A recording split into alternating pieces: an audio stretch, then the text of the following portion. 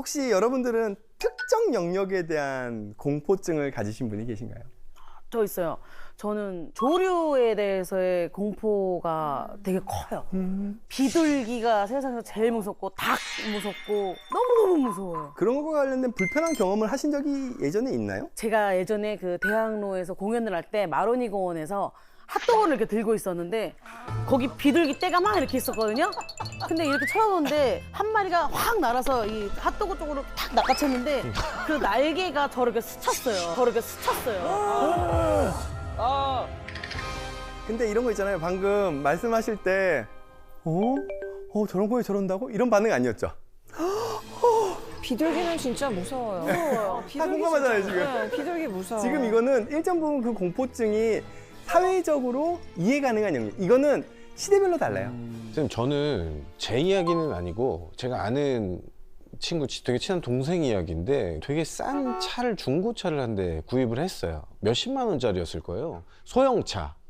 정말 키로수 오래된 거. 그러고 돌아오는 길에 강변북로를 이렇게 타는데 뒤에 있는 동생이 이제 우리 차 앞으로 저기 같이 지나가는 거는 뭐야? 짐승이야? 그러고 봤는데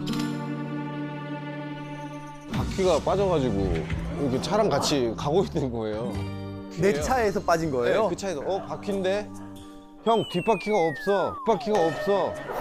뒷바퀴가 저희가 지금은 이제 웃을 수 있죠. 아직 살아있습니다. 둘 다 살아있고 지금 너무 즐겁게 살고 있는데 그 후로 운전자 친구는 괜찮았어요. 근데 뒤에 앉았던 그 친구가 차를 못 타게 됐습니다. 다른 건 탈 수 있어요. 지하철이나 기차밖에 못 타요. 비행기도 좀 무서워가지고 될 수 있으면 안 타는 편이고. 저도 그건 있어요. 비행기 타는 건 좀 두려움이 있어가지고 옛날에는 없었어요. 어느 순간부터 타는 순간부터 이제는 내가 비행기에서 죽을 수 있다는 게 확률이 지금 높아지는 느낌이 나더라고요. 저도 정확하게 있는 게 비행기를 타다가 한번 비행기에 불이 나서 회항한 적이 있어요. 나 알고 싶지 않아. 정말 공감을 합니다. 근데 이 공포증에는 내가 정말 공포스러울 만한 어떤 내가 경험한 사건이 있을 수 있어요. 그렇다 그러면 이 공포증은 외상후 스트레스 장애 영역에 들어갈 수 있습니다. 근데 딱히 내가 이것 때문에 불편했던 적도 별로 없어요. 근데 그냥 무서워요.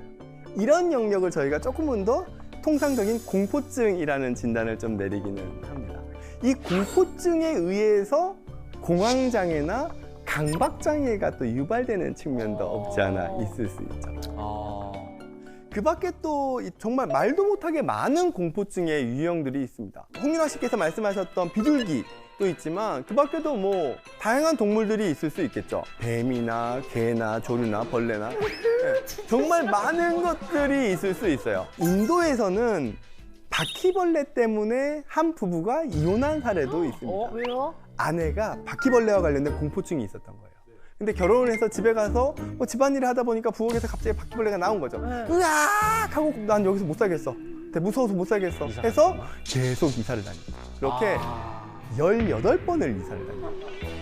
근데 어찌됐건 간에 남편은 정말 18번이나 이사를 다녔으니 얼마나 많은 노력을 한 거예요. 남편도 할 만큼 했네. 할 만큼 한 거죠.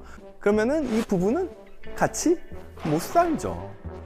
그리고 상황에 대한 공포증도 있을 수 있죠. 좁은 공간에 갇혔다거나 높은 공간에 있거나 치과와 관련된 부분이나 또 무서운 거 있죠. 혈액이나 주사나 그리고 선당 공포증이라 그래가지고 뾰족한 거에 대한 공포증도 있을 수 있습니다. 할리우드 배우인 카메론 디아즈는 문고리 공포증이 있었다 그래요. 또 다른 유명인 중에서 애플의 창업자인 스티브 잡스입니다. 스티븐 잡스는 버튼과 관련된 공포증이었어요. 동그란 버튼. 그래서 스티븐 잡스의 복장을 보면 한 번도 버튼 있는 옷을 보신 적이 별로 없으시죠? 맞네, 맨날 터틀넥 입고 다니죠. 항상 터틀넥이나 티셔츠 같은 거를 입고 있었죠. 근데 이거에 의한 정말 대단한 결과물이 나오죠. 바로 아이폰의 버튼이 최소화돼 있죠. 그리고 결국에는 아이폰의 버튼은 없어지죠. 실제로 일본의 긴자에 있는 애플 스토어는 엘리베이터에 버튼이 없어요. 그럼 어떻게 올라가요? 그래서 엘리베이터가 모든 층마다 서요. 일종의 스티븐 잡스가 가지고 있는 버튼 공포증과 관련된 거를 이런 식으로 또 애플 스토어에서 극복한다는 거를 단편적으로 조금 보여주는 예라고도 할 수 있죠. 다양한 논란의 여진이 있어요. 이런 게 왜 생겼는지에 대한 거는요. 이게 한편으로는 우리가 가지고 있는 유전자에 의해서 생긴다는 얘기도 있어요. 동물원에 있는 원숭이는 뱀을 본 적이 없죠. 네. 근데 동물원에서 갓 태어난 원숭이에게 뱀의 영상을 보여주면 극도로 공포스러워요. 이거는 내가 유전자적으로 기억하는 거죠. 얘가 나의 포식자라는 거. 얘가 나한테 위험을 줄 수 있다라는 거예요.